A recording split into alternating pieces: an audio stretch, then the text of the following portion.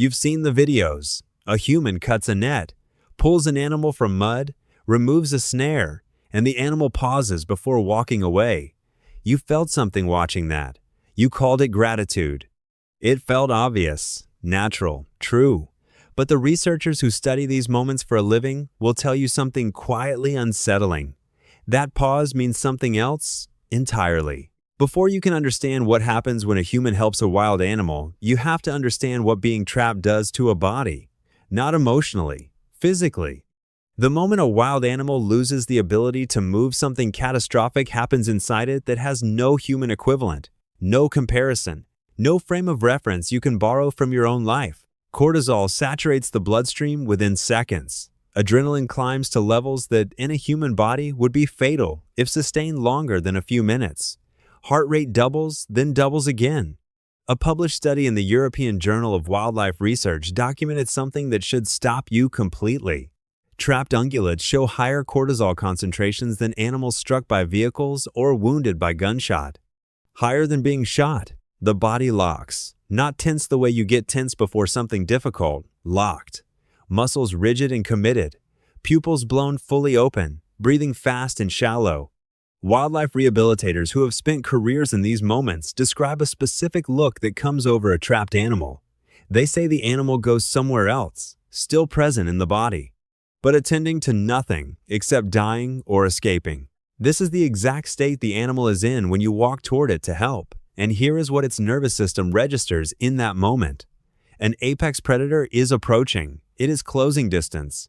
The animal cannot run. It cannot fight effectively. Its threat system does not read rescuer. It has no category for rescuer. It reads the final stage of a hunt. This is why the thrashing gets worse as you get closer. Every step forward you take is processed as predator closing distance before the kill. The animal burns through its last reserves on the only response its evolutionary history has ever given it. Fight, escape, die trying. There is no third option encoded anywhere in its biology. Rescuer does not exist in that library. And then something happens that the biology alone cannot fully explain. In some of these encounters, the animal goes still, not from exhaustion. The distinction matters, and experienced field researchers are careful about it. Something more deliberate than collapse. The locked, rigid body softens slightly, the frantic motion stops, and the animal turns. Not away from the human, toward them. Researchers call it alert stillness. The alarm system does not switch off. It loses its anchor point. A predator closing in to kill moves fast and direct with clear, aggressive intent. That specific movement signature is what millions of years of evolution calibrated the threat system to detect. It is written into the animal's nervous system deeper than any individual experience could reach. A human trying to help moves nothing like that. Slowly, no sudden changes in direction. Touching the trap or the rope or the net, never lunging at the animal itself, producing no sounds that match anything dangerous in the threat catalog. The brain searches every danger signature accumulated across the species' entire evolutionary history, checks every file, and returns nothing, no match found. With no recognized threat pattern to lock onto the crisis, response stalls in a kind of suspended state. The animal waits, watches, keeps searching for the pattern that never arrives. And in that gap between expected danger and no danger, something unexpected becomes biologically possible. The animal begins tolerating a proximity that its entire nervous system should make completely unbearable. In December 2005, a crab fisherman spotted a female humpback whale tangled in commercial rope lines 18 miles off the coast of San Francisco. The ropes were wrapped around her mouth, her pectoral fins, her tail. 12 crab trap weights, each weighing 90 pounds, hung off her body, dragging her downward. She was fighting continuously just to keep her blowhole above the surface.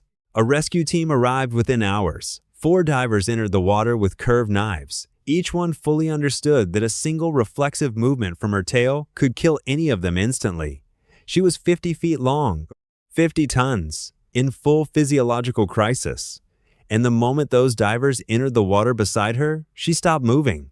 Completely. Immediately. She simply stopped. The behavioral explanation researchers favor returns to threat pattern recognition. The divers moved slowly, They touched rope, not whale. They produced nothing matching predator behavior in her biological memory. Her alarm system ran its search, found no matching threat signature.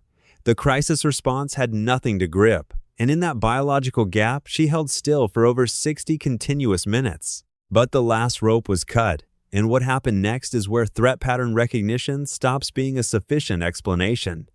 She swam in wide, slow circles around the divers. Then she surfaced beside each one individually. She nudged each diver gently with the tip of her jaw, one at a time, taking time with each person, before finally moving away into open water. James Mosquito, one of the divers, described the experience to the San Francisco Chronicle as feeling like gratitude. Scientists remain careful with that specific word.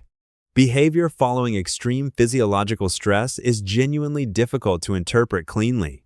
But humpback whales carry spindle neurons, the same specialized brain cells found in humans, great apes, and elephants, associated with empathy and rapid complex social decision-making. These cells were once believed to exist exclusively in primates. Finding them in humpbacks fundamentally changed what researchers thought was possible in whale cognition. Whether she engaged that neurological architecture during those specific minutes off the Farallon Islands is something no data can confirm or deny. But the biological hardware required for that quality of processing was present in her brain that afternoon. In Yellowstone, a field research team located a wolf caught in a leg hold trap. It lunged and snapped at every approach attempt without exception. Exactly what the biology predicts and demands. Then one researcher made a decision that sits outside any standard protocol. He stopped moving entirely and held direct, sustained eye contact with the wolf. Unblinking, still, silent, just present. Eye contact between predator and prey carries specific and heavy meaning in mammal communication systems. A predator about to kill does not hold steady, focused eye contact. It tracks movement, reads body language, calculates angles and distances. Sustained direct eye contact without accompanying aggression or forward movement sits completely outside the predator threat template. The wolf's alarm system had no existing category for what it was seeing. Several minutes passed. The wolf stopped lunging. Then it did something the research team did not expect. It sat down. It held the eye contact back. When the team carefully began working on the trap mechanism, the wolf watched their hands with quiet, focused attention the entire time. When the trap finally released, the wolf stood still, looked directly at the researcher, then walked into the trees. Juvenile elephants pulled from mud pits in Kenya have been documented making deliberate physical contact with the specific humans who freed them before walking away. Trunk to hand, trunk to forearm. Contact held for several seconds before slowly withdrawing. The elephant trunk is not a casual instrument. It contains over 40,000 individual muscles. It is the primary sensory organ. Using it is never incidental. When an elephant extends its trunk to make deliberate contact, it is conducting an examination. Researchers in elephant rescue contexts note that this contact is slow and sustained in a way that clearly distinguishes it from reactive or accidental touch. Elephants recognize themselves in mirrors. They return to the bones of their dead years later and touch them. They carry memory across decades. Some researchers push further than threat suspension to explain post-rescue behavior in elephants. They note that freed elephants in documented cases have remained near their rescuers for minutes after release, with no biological reason to do so. The danger is gone. Survival logic demands immediate departure.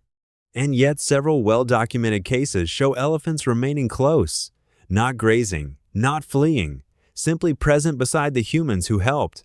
In 2004, a bottlenose dolphin off the coast of New Zealand approached a group of swimmers and began circling them tightly and aggressively for no apparent reason. Then the swimmers saw what the dolphin had already detected, a great white shark moving toward them from below. The dolphin maintained that tight protective circle around the swimmers for 40 minutes until the shark moved away. The dolphin had no relationship with these swimmers. It had never encountered them before.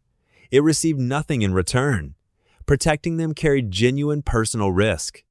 Marine biologists reviewing the documented case could not identify a clean, self-serving behavioral explanation for what the dolphin did. It had detected a threat the humans could not see and placed itself between them and it. What makes this case sit differently from the rescue cases is the direction of the help. The animal was not being freed from danger. It was choosing to take on danger on behalf of a group of humans it had never met. Whatever internal process produced that decision, it required the dolphin to assess a situation, identify vulnerable individuals, and act in a way that served them specifically. The honest scientific position is precisely this. Certain animals measurably suspend their threat response when a calm human works around them without escalating. Post-rescue behavior in documented cases includes deliberate physical contact, prolonged proximity, and behaviors that serve no identifiable survival function. The neurological architecture for more complex processing exists in several of these species. What happens inside that architecture during these moments remains genuinely unknown. What we cannot access is the interior of these encounters. What it is to be the wolf at the tree line, watching the people who freed it walk back to their vehicles in the cold Yellowstone air. What the whale was doing when she moved through that dark water from diver to diver off San Francisco. What the dolphin was processing when it circled those swimmers for 40 minutes between them and a shark they could not see. Whether any of it carried meaning in any sense we would recognize, or whether we find meaning in these moments because we are also animals, running our own ancient pattern recognition, and the pattern we keep finding is something that looks like care.